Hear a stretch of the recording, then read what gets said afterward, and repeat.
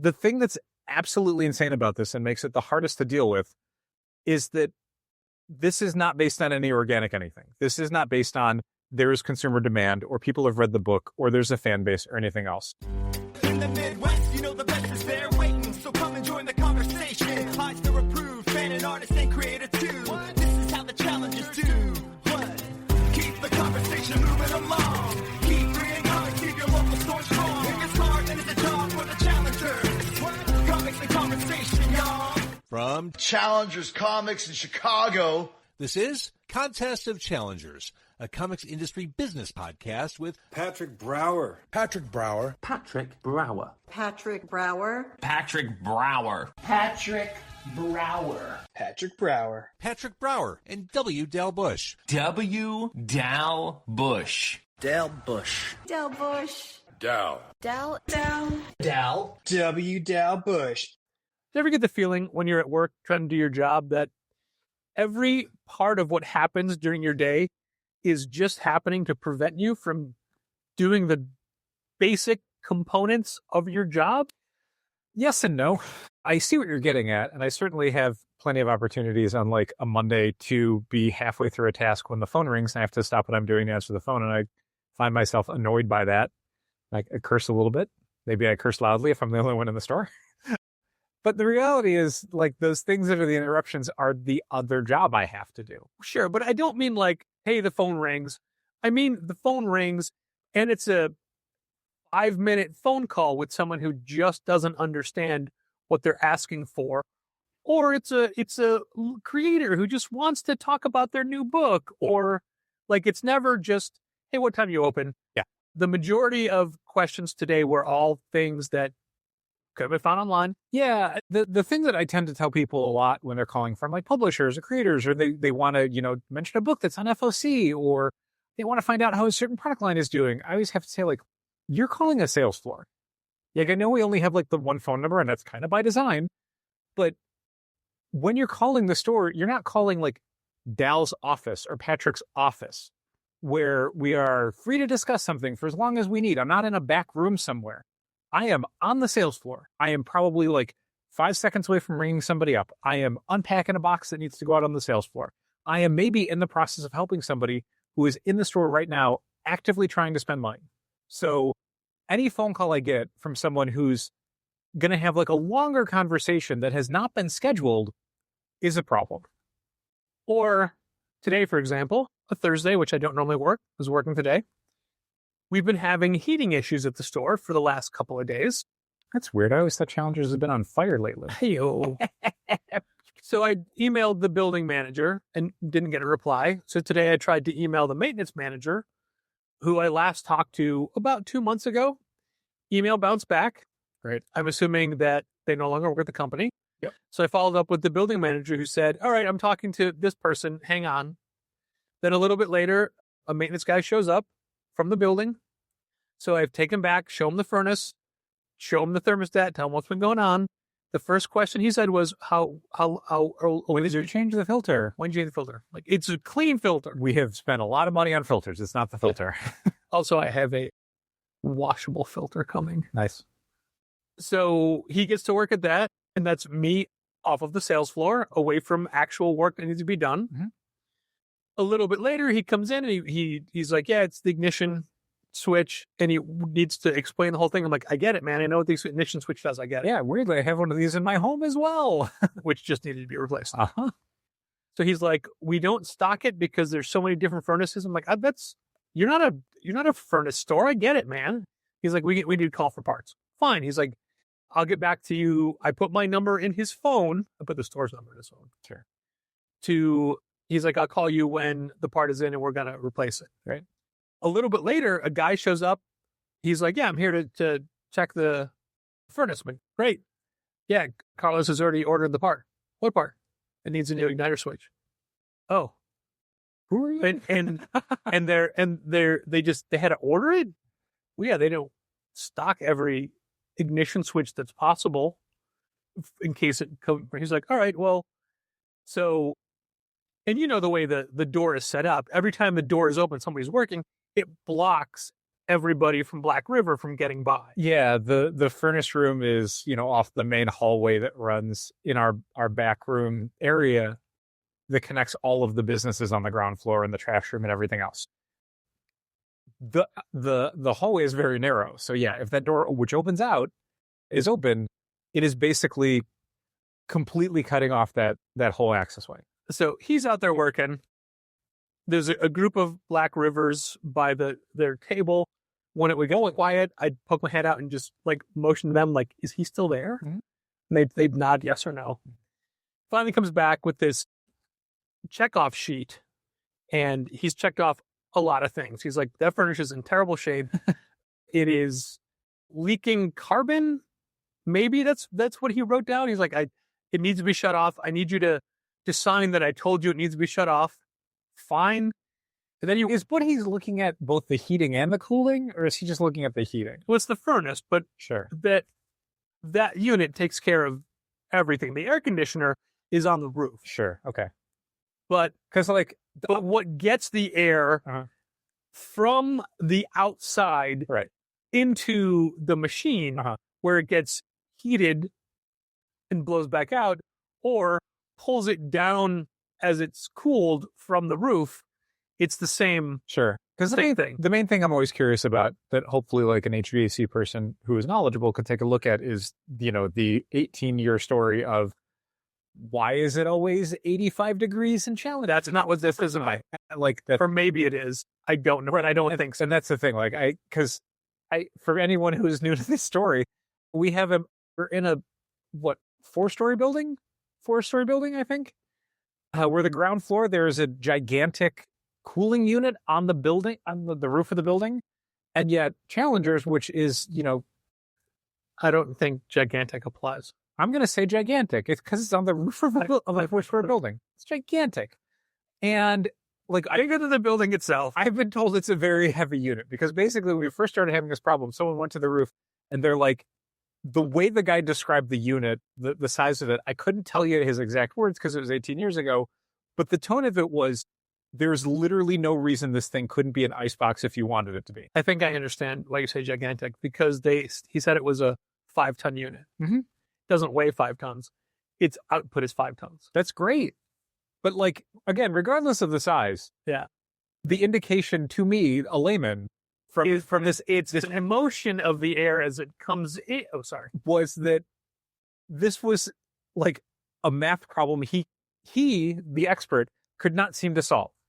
Because the part of the equation where you would have, well, how cold can it get, was very. And then the other part of the equation was, how big is the space you're cooling?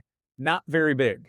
So somehow it equaled 85 degrees on a 70-degree day. And it's just like, this doesn't make any sense. So I'm always hopeful that someone somewhere can be like, this is the thing that's not working right, that is making this 2/3 of the store unreasonably hot, while this 1/3 of the store that's in the same building using the same equipment is ice cold. Like, I will never understand it. And it seems like no one can ever give us a straight answer on it. So hopefully the stranger who with his checkoff sheet can make sense of it. Yeah, most likely not. But he wanted to go over each individual point and show me pictures and video that he took and filmed. Sure, he's doing a good job. In the furnace room. Well, because basically he's an independent organization. His job is to find out what's wrong, and then he tells the building, and the building decides what they want to do about it. Sure. I'm going to cut to the end. Probably not much. So you got the end of the story.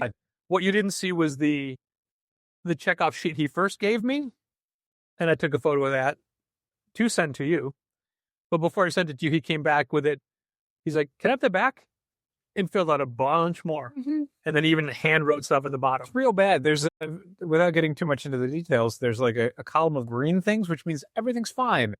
A series of like red boxes, which are like, this is bad. And then a series of like optional additional boxes where it's like, no, seriously, this is a huge problem. It's fine, needs work, critical. Yeah. Nothing was checked off fine.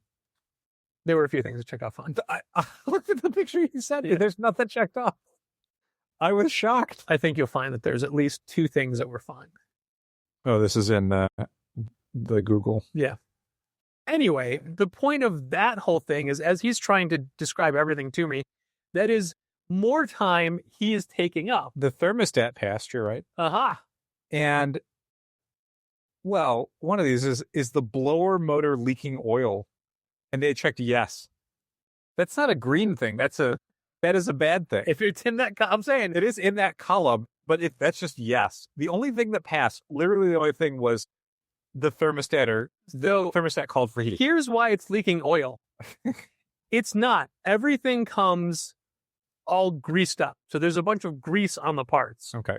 But as things get overworked, which, when it makes the noise, goo, goo, goo, goo, goo, goo, goo, I'm like, man, it's in a different room. I don't hear it. Mm-hmm. Okay, but you should be able to tell by the noise. I'm like, look, we don't hear the noises it makes. Yeah. We're closed off. It is outside and then in its own separate room. So we don't hear it making that noise. Anyway, each time it does that and it stresses the motor out and the motor runs more, it turns the grease into oil, then the oil leaks. Okay, great. Like, that's actually interesting. I didn't know that was a thing. Sure. But anyway, that was a long time. I'm sure. But that is just an example of something that doesn't in any way help me sell comics, except, on a macro, it's nice Quality of life thing. Yeah. And was the store too cold today? Yeah. Did a single person notice? No, they all had coats on. Yeah, and they're usually not there long enough to notice. And it's not like it was freezing cold, but like the thing is, the furnace is now shut off. Yeah. So we'll see what happens. Been 2 days since we've had any heat in the store at this point, but we did not have any heat. Tuesday, 3 days? Tuesday, Wednesday, and now Thursday. It was funny because you'd said earlier, he's like, yeah, it'd be, you said the furnace isn't working right. Did you want to just like preemptively tell them, or did you want to look at it first? Like, well, you could tell them. Sure, but you But yeah, I did. I definitely didn't want to look at it first. Yeah, and that's the thing. Like, I could have just as easily been like, I'm just going to email the building and say, we don't have heat. Like, but frequently it can be a thing where I wouldn't know what to diagnose, and you would look at it and be like, oh, I did this and that and whatever. Mostly because when it was happening, it was a Tuesday, and I was there by myself with a million things to do. So it's like, all I can do is say, the heat's not working right now, but no one's going to freeze to death, so I'm going to get my work done. That was all I had the bandwidth for. But and nothing was straightforward. It was always this. The number, and we've talked about this before, and there's no solution to it that I can see really, but the number of people that come in and say, yeah, I have a book to pick up. Okay. Mm-hmm. Are you a subscriber? I think so. They're not. Yeah. We're going to start a very long multiple choice flowchart. Did you pay for it already? No, they did. Uh-huh. And that's the thing, like that's why there's no solution. If this was just a simple thing of like, the terminology needs to be more straightened out, or we need to ask better questions. But when you ask a question and someone gives you the wrong answer, that's not going to help anybody. Like you can't put things in a place where, okay, if they give me the wrong answer, we can still find it. I can't. There have been times where we have been unable to find certain people's subscription books in the boxes. And you'd think like, well, you need a better system for it. It doesn't help when someone tells you the wrong last name that they used when they set up the account. Yeah. Like that's just going to be a problem no matter what system you got.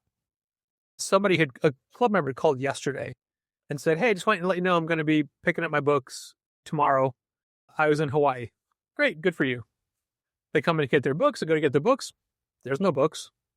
You'd put them back out. Probably. So I'm like, oh, were you in Hawaii for 3 months? Mm-hmm. It's like, I don't know that. So I'm looking all over where are their books. Of course. Then, all right. The good news is we do save all the sheets and stuff. Right. And they were able to get most of the things, but they didn't ask about re-signing up and I didn't offer because, right. And that's like, not to do a little sidebar thing, but like that is frequently when we drop people, there's always some reason why the last 7 to 10 days for that have been unnecessarily stressful and they've not been able to get their books. And it's like, I understand that. I get it. That's why you didn't answer the emails or the phone calls. But understand that those emails and phone calls came after 2.5 to 3 months of you not picking up your books. So while the end of it, things got in the way, you had multiple months to solve this problem when those things weren't happening. And yet no one ever really brings that up. Like, It's always the like, I had to go out of town for work for the last week. Like, cool. What were you doing in January? Yeah. When you weren't picking up your books. And depending on the situation, I'm like, hey, I'm real sorry. When you called yesterday, I did not know your books had been put back out. Otherwise, I would have told you that and saved you this trip. Sure. But I mean, I'm so glad they came in because I bought a stack of books. Sure. Maybe they still want to get some comic books. And You can because still buy stuff off the shelf. yeah, There's maybe like 2 people in the history of our subscription service that we've had to drop for delinquency that I would not sell books to off the shelf. Everybody else, I don't want you to sign up for subscriptions again. That's not going to work out for anybody. But if you want to come in and buy stuff off the shelf, go ahead. Yeah.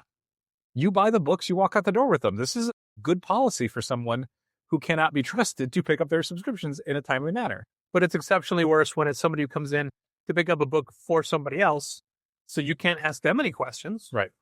And there was somebody came in who's like, yeah, I'm here to pick up books person. I'm like, are they a subscriber? Yeah, they are.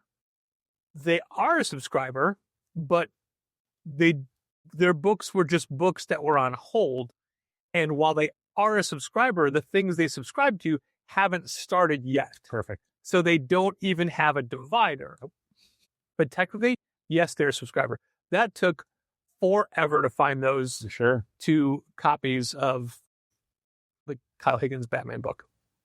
Oh, yeah. See, I like to say it like that because that tells you what it is. Then you know what's going on. Immortal Legend Batman. Yeah. Right. Well, I thought that would be like, now you know who it was. I do as well. Yeah. Yeah. And it's true. They are a subscriber. Yes. Now.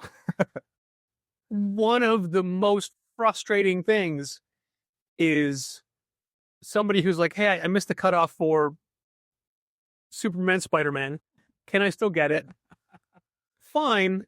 Like, oh, but I have a specific cover. Yeah, you do. Okay. And then just trying to beat it up because it's like all of the, why'd you say that? Because I've had a specific problem with trying to plug in a pre-order for the Spider-Man, Superman books for subscribers. And it's a nightmare because basically Managed Comics is not built to let you search for something that has up to 52 different options available. Yeah. So what I had to Also, he's going to appear on this podcast now. Okay, Joe Henry. Why would you do that? I did tell Brian Garstad I believed in him recently. It's true. But like what I had You didn't sing it and clap like I did. No. So somebody had come in the day after the DC Marvel Superman Spider-Man pre-orders had closed saying that they just missed it. They wanted to pre-order a couple covers. I knew we were getting them for the shelf, so I'm like, that's fine. I had to go to the Lunar site and search there for Superman Spider-Man and then find these specific barcodes to then go to Managed Comics and say, find this old thing. Because it was even worse if you have to flag the old series thing.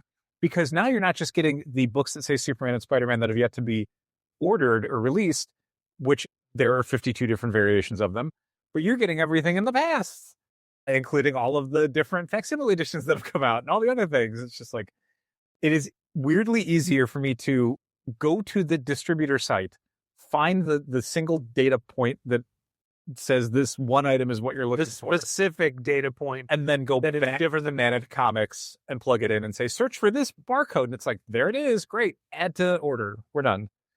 So yes, I am familiar with can you manually add a variant cover for a DC Marvel crossover to my account as being one of those like.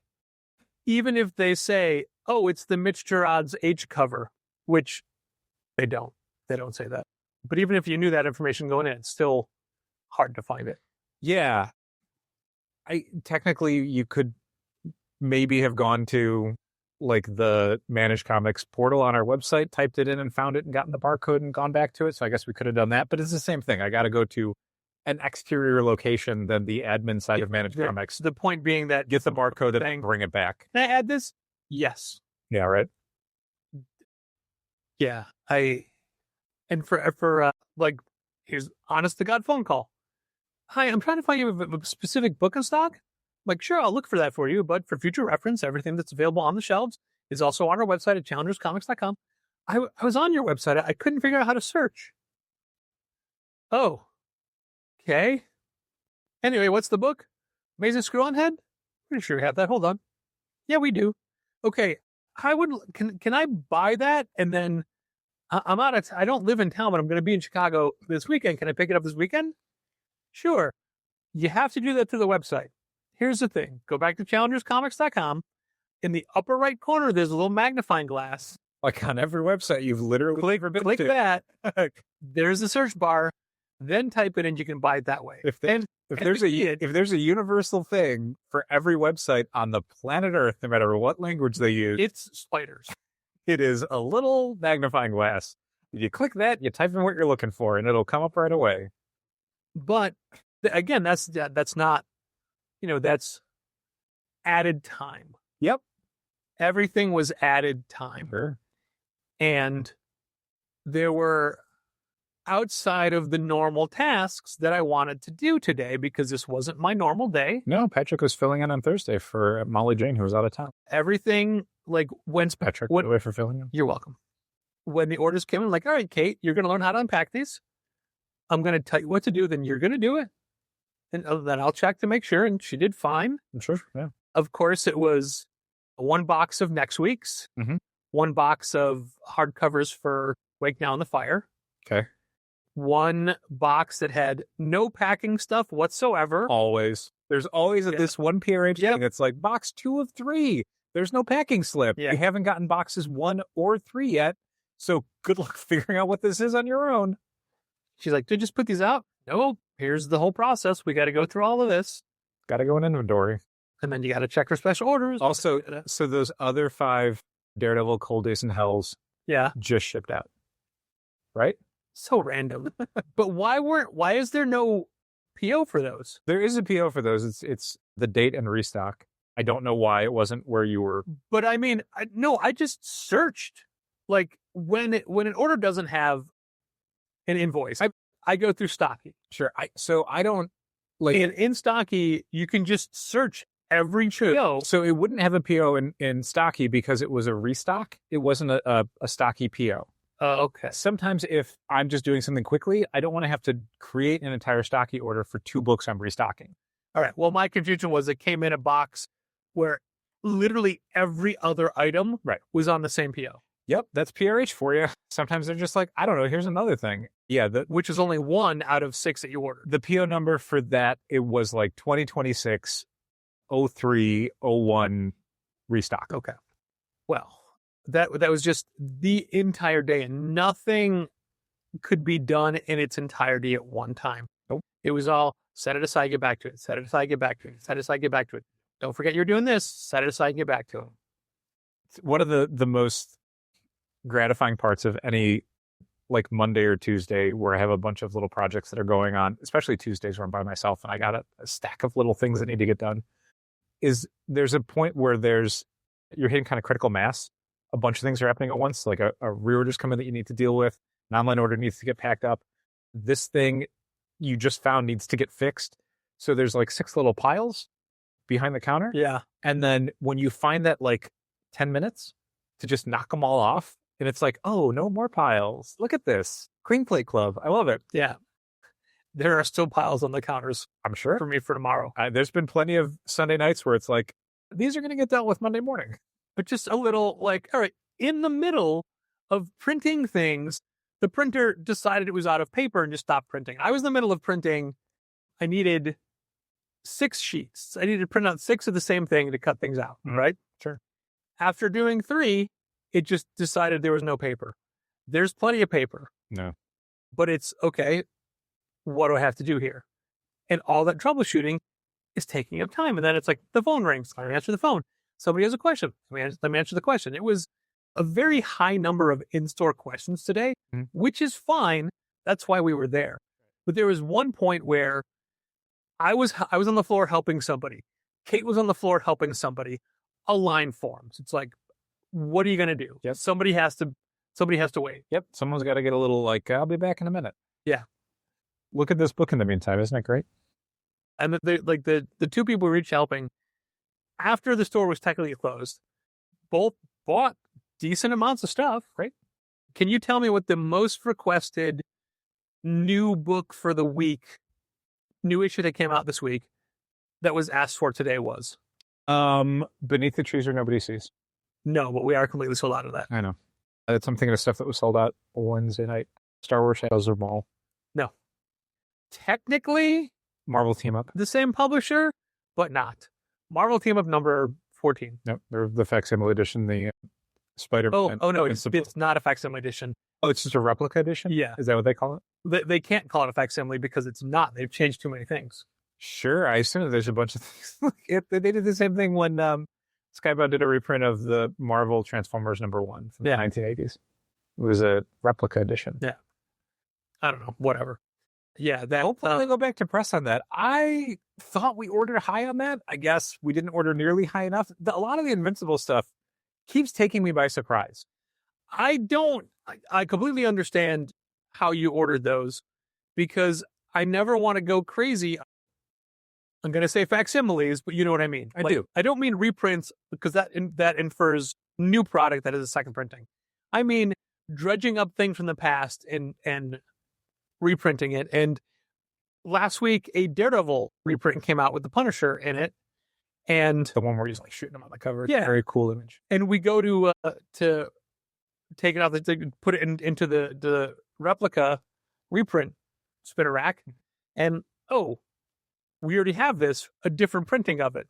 Like they're reprinting their reprints. Yeah, which is I think kind of cool for not necessarily for everything. I don't think it's necessary for like Crisis #4, but I like that Marvel keeps doing it for like Fantastic Four #1, or like ASM 252, or like stuff like that feels more iconic and something that like people are always going to want a copy of at some point.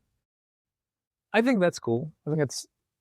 I feel dumb sometimes when I'm doing the orders. I'm just like, we had pre-orders for that Daredevil replica edition from people who were ordering it when we still had the last one still on the shelves. But it was on FOC, and they're like, I don't have this one. Sure.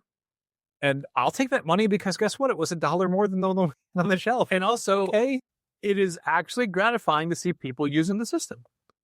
A lot of people use the managed comics pre-order system. I love it. Yeah. I think it's super valuable. It is one of the most valuable tools for our business. Certainly it's helped us with things like the Let's Make Cocktails event to be able to point people to something where it's like, here's the thing. This will automatically notify you when it arrives. I don't have to keep a list of people's email addresses and then do like a big bulk BCC email. Yeah. I feel like we're going to have to, well, no, we're not going to do that because we'll put people in the system for that book if they like, through late March, if someone's like, can I pre-order that book when FOC's closed this weekend? Sure. How do you want to do that? Do you want to put it in the system or just take the name and number? I usually want to put people in the system, but sometimes it's just too complicated for them to understand, like, I need your email address and your name and everything else. They don't want to be in the system. They don't care. I would love it if, and I'm sure there's no way to do this, Brian Garside, if we could just have our FOCs open for that book indefinitely. Like, that would be great. Instead of just closing on Monday, but I'm sure there's literally no way to give an individual store. I mean, he already had to create that listing. And I love it. It's great. Specifically for us. Let's Make. That wasn't part of it. Sure. And he went out of his way to do that, which I appreciate. It's super great. It's the front page thing on our website as I'm saying this. I noticed the new slides he did at the top. I did some stuff. Yeah. Yeah. You and previously said you weren't going to make any slides, but reconsider. Yeah, I like it. There was a second. That's the third version. The first version was just the static image that we had. There was a second version that there's a function that is offered as part of like the designing the website tools. And I'm like, this is pretty cool. And I really liked it. But then I was eventually like, you can't auto rotate them. It was just a thing where you could click a thing and you'd see another slide. I'm like, I don't think people are going to do that. I don't think people are going to understand what this is. It's easy to manipulate both like on a desktop or on a mobile device. But what, like in the corners, did it have a little magnifying glass pointing? Yeah, a tiny icon that no one would ever understand in a million years. But then I just was like defaulted to, I don't know, we'll do the classic slideshow thing. You can pause it, you can manually shift left and right, or it'll auto rotate. And I want to try and use that a little bit better than we used it in the past. I want to try and do stuff more for events and more for like individual books or pre-orders that, we used to just have like a couple slides that we'd rotate between, and that was it. Maybe like an additional one for Black Friday sale or the I Love You But I've Chosen Comics sale or free comic book day. But I want to do more stuff where it's like, I don't know, like here's a book that's closing orders in 10 days. Why don't we just do a front page slide for it? It doesn't take me forever. It's not, I could probably do it in, 10 to 15 minutes on a day off or a night before I go to bed. Why not do it? You know how many social posts that I need to do that I don't, because I'm like, I don't want to clog up the feeds. I want to, I want to give the proper breathing room for the previous ones we've done. You never want it to be oppressed, but that's not the way that it works. Yeah, but maybe that's the way it should work. Like, I understand a lot of the psychology behind a lot of marketing things, but I don't care about that. I care about the end user effect. And as an end user for a lot of marketing, I know what annoys me. And I don't care that, like, sure, but a lot of people aren't annoyed by it. Or, you got to do it 20 times because people only pay attention 5% of the time. And it's like, I don't care. Like, I do pay attention and this sucks. So I don't want to do it that way. Why am I penalizing the people who are actually paying attention to our emails to benefit the people who couldn't care less? But today was a very rewarding day of, like, somebody, an older gentleman came in who wanted to buy upcoming issues of a book for his grandson. The guy was already in the system. So I'm like, hey, I'll just sign you up for these and they'll automatically be pulled for him. Yeah, there you go. How will I know where they're in? You will get an email on a Tuesday afternoon. And he was so grateful. Like, we had just performed this huge service for him. I'm like, this is just what the functionality is supposed to do. Sure, Patrick, I've mentioned this before. We run a good store. Yeah. But I mean, half the battle is already there because he was already in the system. Yeah. And that's one of the nice things about how Managed Comics is integrated with Shopify and vice versa, is that if you've bought something in the store or online, there's a decent chance you already have a customer profile that we're just not using. So the ability to then, like, I've had people do that sometimes negatively in the sense of, like, they had signed up for something or they bought something with an email address they never check. So then we suddenly have two copies of Absolute Batman Volume 2 for them, and they don't understand what's happening. And it's like, no, because I put you in the system. Yeah. And then you never check that email. So now you made us order another one, and we had to call you on the phone. And now you came in and there's two copies, and we have to explain all this. Somebody came in and wanted to make sure they don't miss a book. They wanted to subscribe to an indie book moving forward, just a miniseries. But I'm like, yeah, we can do that. But they're like, I bought stuff from you before, so it might be in the system. And they were in the system 4 separate times. I'm like, hey, there's 4 of you. He's like, yeah, I noticed that when I was trying to log in or something, but some of those, like, there's purchases attached to those that I never made. Like, okay, well, only one of them has your email address. The other 3 have nothing. Yeah, there's a thing we can do on the back end that Shopify lets you do where you merge accounts. Yeah. Where you can take different names and then you can make them one account, and you can specify, like, which of these 2 email addresses is now on the main account. Which of these 2 accounts now, because each account has an account ID, which of those accounts is now the main account and which one is just absorbing the data from or the sales from the other one, which you kind of need to pay attention to, because things like Managed Comics, if you're a subscriber in Managed Comics, you are using a specific Shopify customer ID number. And if you start merging accounts, you got to pay attention to which one you're merging them onto. Because if you're merging the one with all the subscriptions onto a different account instead of the other way around, those subscriptions are gone now. Yeah. Those don't exist. You merge them away. Well, I didn't want to merge them because they said there were transactions that weren't theirs. But I also didn't want to go through everything to find out. Sure. So I'm like, look, there's only one that has your email address. We'll just put the subscription to that one. Sure.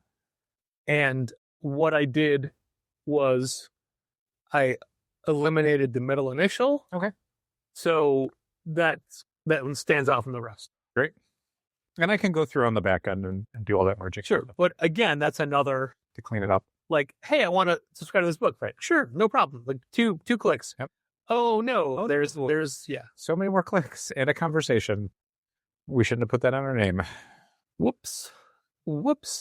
Here's a fun little tidbit from today. Okay. That you know about. We got emails, many emails, actually, several emails from Diamond Comics. Diamond Brands. Diamond Brand. They're not Diamond Comics anymore. Yeah. Patrick. They don't do comics. They've Diamond Select. Diamond is resurrected and now they're active again. Mm-hmm. And it was all the hoops to jump through to have an account, like nothing carried over. Nope. You have to basically start from scratch. I mean, it carried over to the degree that they understood that you were a previous client with Diamond Comic distributors or whatever, too. So they could contact you and say you can do all this, but that's about it. So it was, hey, go to this website. Also, here's your new account number because we didn't keep that anyway. Right. Hey, set up a new password. Fine. Did all that. Told you, hey, we're active again. We're not active again because we got to go through their credit check. Yep. And their whole credit check is not just, it's a website. Yep. And it was like, man, I hate doing this stuff. I don't understand half the things they're asking. I used to use Diamond as our main credit reference. Right. And like the thing that bothered me a little bit about this is why do I want an account with you? I'm not saying I don't, but I also don't understand what you do. What do you sell? Like, I'm curious enough to want an account with you to maybe see if it's something that's valuable to us, but I have no idea of what Diamond represents as a company. Like, the last year of Diamond Comic Distributors 2 has been a saga of them not fulfilling any orders, of soliciting orders for products that they legally were not allowed to carry anymore. So it's like, why would I pre-order anything with you? I don't trust that you can fill it. I don't even know what you have. Tell you what they have. What do they have, Patrick? Yankee Candle. Oh, sweet. Yeah. And sour, maybe. Or sure, I'm sure they have sour candles.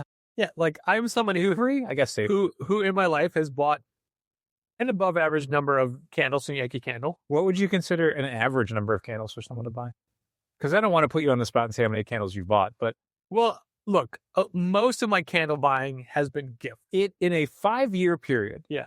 What do you think the average person buys as far as the amount of candles? And I'm not just talking about for themselves. I mean, in general, how many candles do you think? So, do you count Satanists? Because there's a lot of candles and rituals. I wouldn't consider that the average. Yeah. Okay. Moving on. So, Diamond existed. They're back again. We'll allegedly. Them. We'll see if we ever use them. But that wasn't. I don't know if they ship anything out to anybody today. That wasn't. Well, if you go to the new to order page, yeah, it's a 404 error.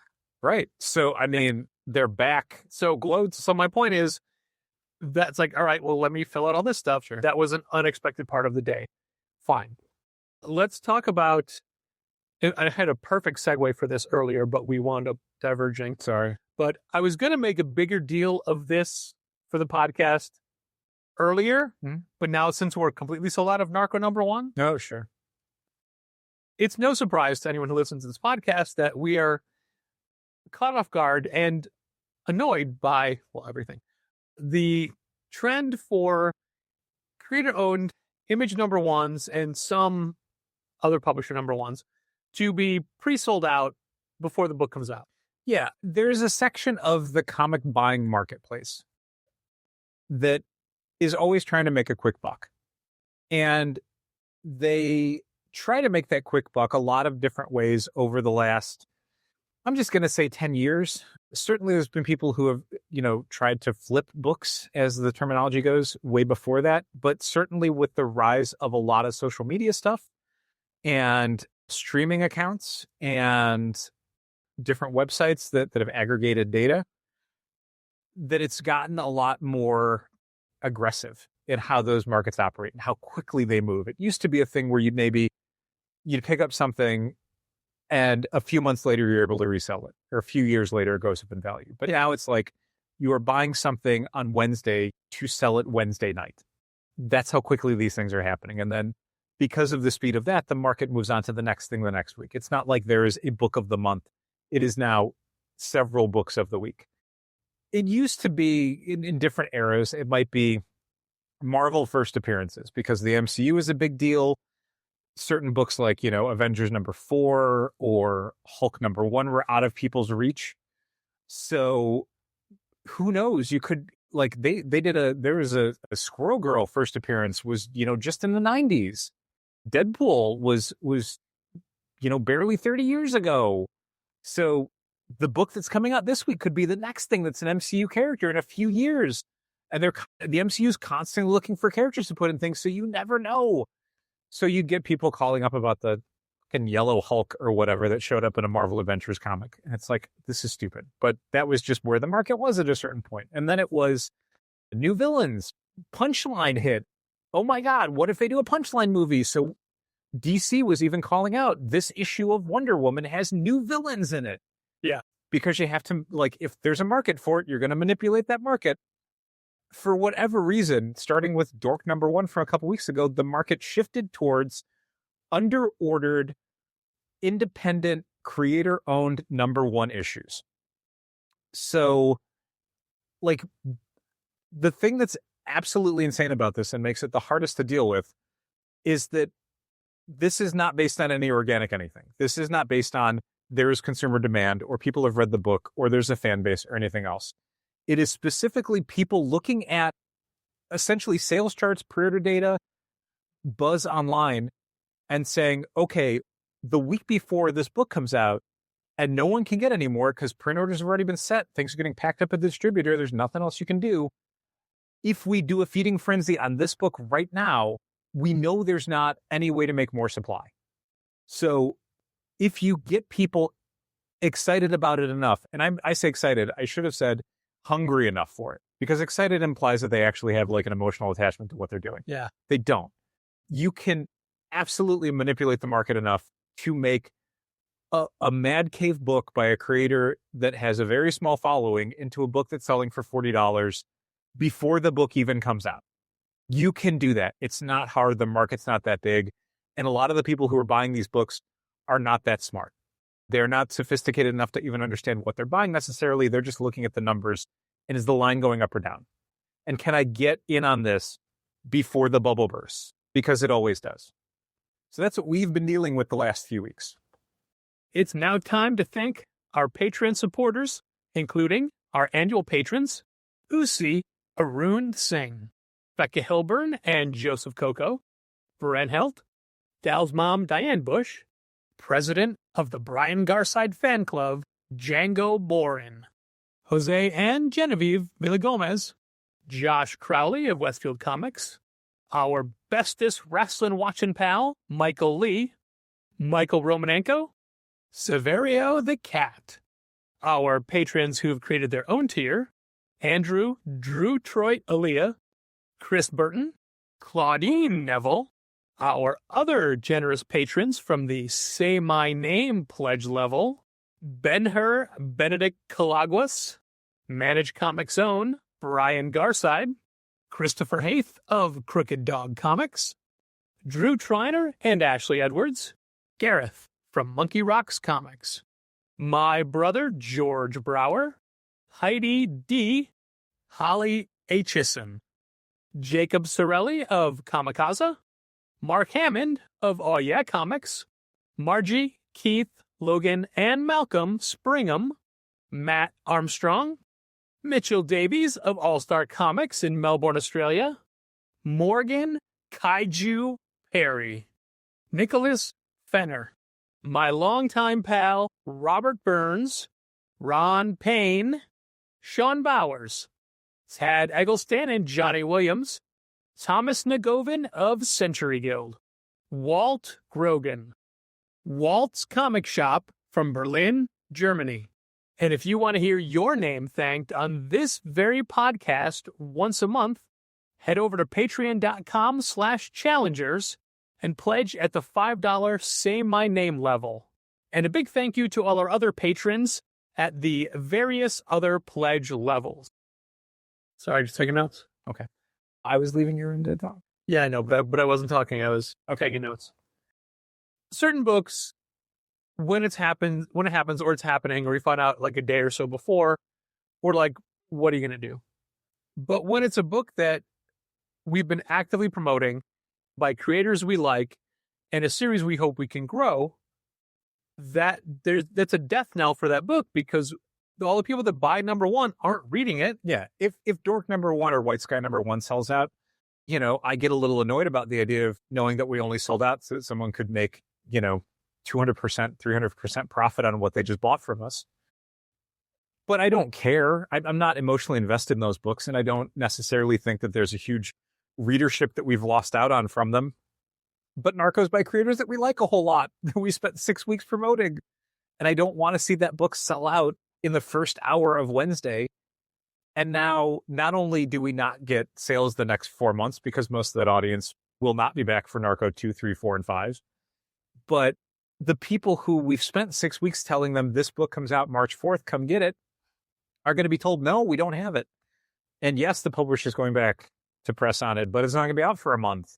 And by that point, you won't care. And now we've missed that window entirely. That's more than a bummer. That is not the direction I want to see our business going in. So we decided to take some steps to see if we couldn't alleviate that. And it's a hard problem to solve. it is, yeah. Like just the idea that we had, like basically were, you can raise the price on the book to try and price out the people who are going to flip it. If that book's going for $30 online, if you sell it for $30, none of the flippers are going to buy it. Okay, let me talk in code for the same exact occurrence. Mhm. But let's say there's an item coming out, not a comic, not a thing that's going to make anybody need to buy the next one, but a thing. Mm. And the thing has a set cost and a rough Suggest a retail price? SRP, right? Sure. And we've carried the different versions of that thing. Mhm. You know what? I'm just going to say, let's say it's a Marvel Legend. It's not, but let's say it's a Marvel Legend. Sure. And we're buying it singly, and we have our And if we sell out of a Marvel Legend, it doesn't mean we can't sell the next Marvel Legend. It doesn't mean anything. Right. It means we sold out of that Marvel Legend. So let's say, we pay the same price. Mhm. We always do, or Sure. it's a little bit more now. Sure. And the SRP is a little bit more now. But let's say that before it goes on sale, that Marvel Legend is going for 4 times the cost, Mhm. the retail price. And Like I'm going to give some fake numbers. Like let's say we pay, $20 for a Marvel Legend and we sell it for $40. Yeah. Those aren't the right numbers, but I'm just going to say them. So in this instance, let's say it's going for like $160 online. Yeah. And it's like, well, our cost is still $20. But also, if you look at, it's not just 1 or 2 people, it's every listing has it start at 160. The market goes up to 200. Yep. So stuff like in that. this instance, what would you do when you know that the first people in line to buy it are not buying it for their affinity of the character, to play with it, to Right. collect it? And that's the thing. Like I'll give you an answer, but that's the thing that hurts the most about this is that I think about it in terms of like, I want this to be affordable for the people who are going to appreciate it. But the second I make it affordable, the people who don't appreciate it are going to snap it up. So that conundrum has been the most frustrating thing about the version of it we've been dealing with in the store, which is the new issues that have been coming out that have been blowing off the shelves, is if you keep the price low to make it fair and not be predatory, all you're doing is selling it to predators. Yep. So it's like, the knot of that has been driving me insane. I would probably find a middle ground. So for the action figure situation, I would probably do a thing where, assuming we got more than one, Let's say. if we got more than one, I'd probably put one of them up on an auction site or something, because I don't like doing that on our website. I don't like doing that in our store. Yeah. And letting it be sold there for whatever the market value is. Fine. I'm participating in the same problem. I'm making it bad for everybody. But at the end of the day, the alternative is I'm selling it to someone who's going to do the same thing. Yeah. By me opting out of that as a retailer, it doesn't mean I've solved the problem. Honest to God, the only way it stops is if people stop paying those prices, not if people stop selling them for those prices. That's how you solve the Pokemon problems, where these things are going for insane values. If consumers stop paying them, no one can sell them for that much. That's how it stops. And then I would probably try and keep at least a few in the back, so that if somebody asked for it, where I'm like, I know that you're not going to resell it, I would sell it to them for a good price. My solution is in the middle, where if it's like a $40 price and it's going for $160, I'll put it out for $100. Okay. Yeah, I think that's fine. So yeah, anyway, that's not Narco number one at all. But what we decided to do for Narco number one was to sell it for market value. Right. Like Narco number one goes for like $20 online. It goes for a little more, but right. Anyway, It's fluctuating. Honestly, we chose had this airs, it'd probably be less. right. We chose $20 for Narco number one, but when you pay $20 for Narco number one, you're getting number one for $20, and then you're getting 2, 3, 4, and 5 for free When they come out. So basically, you're pre-buying the whole series At cover price. at cover price, but you're paying it up front. Right. So what we hope that would do would be the people that want to buy it just to flip it won't pay that price because that's what it's going for. Yeah, they're not going to make it. They're not going to make any money selling that on eBay if they paid $20. But the people that would be interested in reading this book, this is what they would pay anyway if they bought the whole series. But you're saying, what if they pre-buy it, they spend $20 on issue one, and don't like the series now? What should they do? Well, so we sweetened the deal because I was concerned about this. If I was someone who was, interested in taking a flyer on like a $4 comic book, to be told like, no, you need to take a flyer on the entire thing is like, I don't know if I want to do that. What if this doesn't work for me? I like Challenger's recommendations, but I don't know if I like them that much. We made it returnable, full money back. If you bought at this point Narco number one from us for $20 and you don't like it enough to want 2, 3, 4, and 5, bring one back. We'll give you your money back. In sellable condition, I made to say. Yeah, of course. Obviously, if the book is, bent in half or whatever, congrats, you own the whole series now. But if it's something that we can resell, yeah, fine. We'll take it back. And our honest hope was that readers would be like, yeah, that's fine. I want it. And I expected to get some flack for this. I was nervous about Wednesday morning because some of the first people in on a Wednesday are the people who are looking to grab up whatever hot books we're selling at cover price that they can flip online. So it's just like, I don't want, with a crowded store at 11:01 a.m. on a Wednesday, having people yelling at me because they can't get Narco for $4. Well, when you made a separate video just explaining that one. Because I felt like it needed enough space that I didn't want to try and cram it into a 3-minute every other new release video. And the response, meaning the comments, were 100% positive. Which is great. Yeah. Even people that had no interest in trying the book were like, hey, I applaud that you're doing this. And that was wonderful. That was not the thing I ever expected. If you're still interested in it, we're definitely going to be ordering the reprint that Image is going back to press on, which is, it makes me feel good because it's like, oh, so we still were able to sell the book to people who want to read it. But then because the book was still so hot on the entire market, they get to go back to press on it. Yeah. If it hadn't been for all this other stuff, and we saw it on a Thursday or whatever, there's no guarantee they go back to press and receive one of a 5 series. But now that it's the hot book of the week, we get a reprint. Great. Love it. When ordering, just using your fingers, what do you have in mind for ordering? Okay. Because I think there's going to be some people that are probably going to want it for like investment value or whatever, but hopefully not a sizable enough number for it to take a dent out of what we still want to have for the shelf so people can try it out. And what are you going to do for number 2 above what we've pre-sold? Oh man. Okay. That's fair. It's tricky. The bigger issue isn't necessarily like the hotness of the book or what traction it has with the flipping community going forward, so much as it's issue 2 of a 5-issue miniseries. Yeah. I don't ever want to stick my neck out on issue 2 of a 5-issue miniseries because in about 3 months that book is going to be worth nothing, and anything I have left is going to go in the back issues.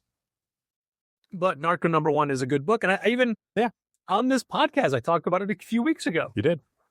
So that means I'm a trendsetter?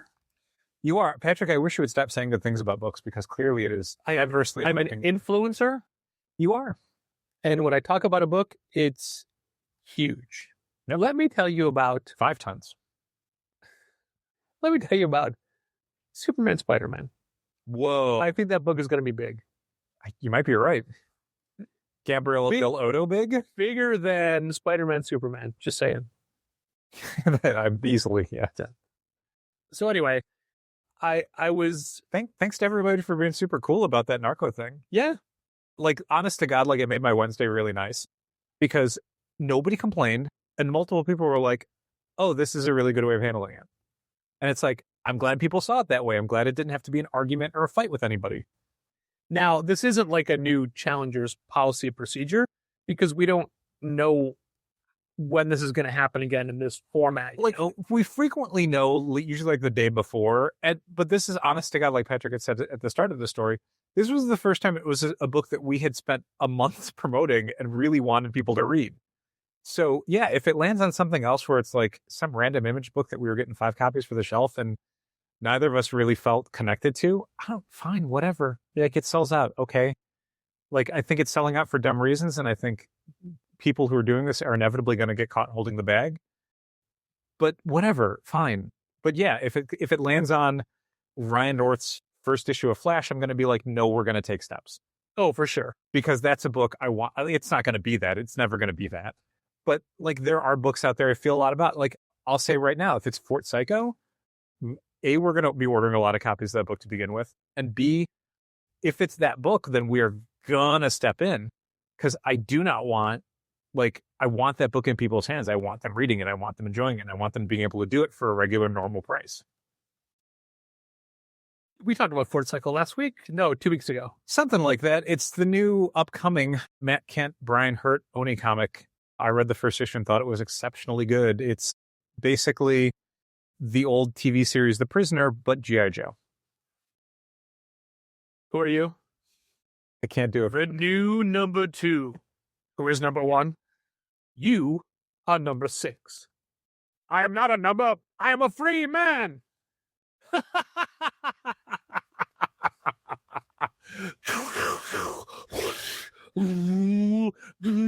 Anyway, on a pair of dice, Snake Eyes is the number 2.